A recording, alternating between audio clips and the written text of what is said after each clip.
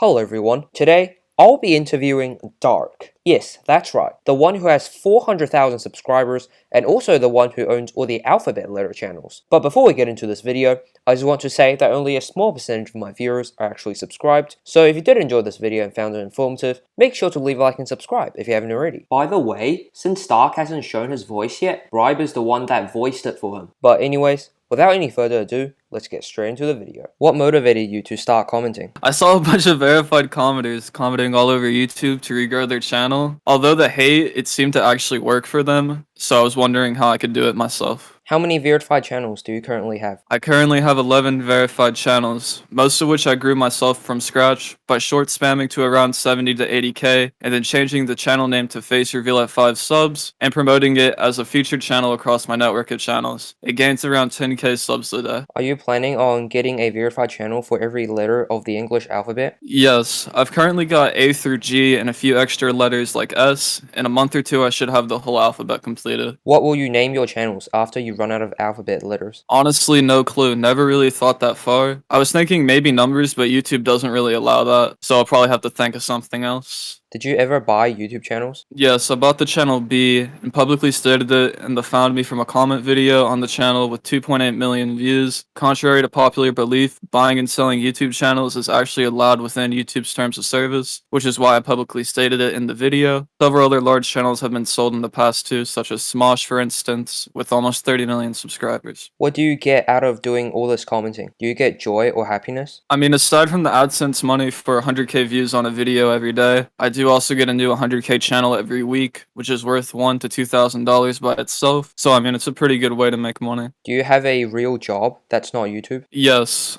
I'm a software developer and I work on many open source projects in my free time. This YouTube stuff is just really a side hobby. I don't really care too much about it. What is your goal in YouTube? My goal is to currently get 50 100k channels, but I'll soon reach that, so honestly, I really do not have one in mind. Do you plan to upload real high quality content? Yes, I actually have. On my Dark channel, I posted a pretty sick documentary about duplicate Minecraft accounts, which did really well, with over 800,000 views. I'm also going to be posting mini docs on my B channel really soon, so I'm kinda hyped for that. Do you copy and paste comments? I'm aware that some of my channels copy and paste comments, and I do not support it at all. It really sucks when I'm paying for people to write original comments all over YouTube and instead they just copy and paste comments. For this reason, I implemented a system in my Discord server where people can report copied comments that they find and I will personally delete them. What do you think of the other commenters? I mean, they really do their thing and I do my own. I believe most of them copy and paste the same comment all over YouTube, and a lot of them have been getting termed recently, so I don't really think there's any other ones left besides me. Do you ever get bored while commenting? I'm not actually commenting myself. Instead, I just do my own programming stuff in my free time, while the people I pay comment all over YouTube. The commenters that comment for me do get bored occasionally though, so I have different shift timings for them to comment during. Have you ever thought of quitting commenting? I mean, the hate is pretty sad. People believe what their favorite YouTuber says without actually doing any research of their own, to see if it's true or not.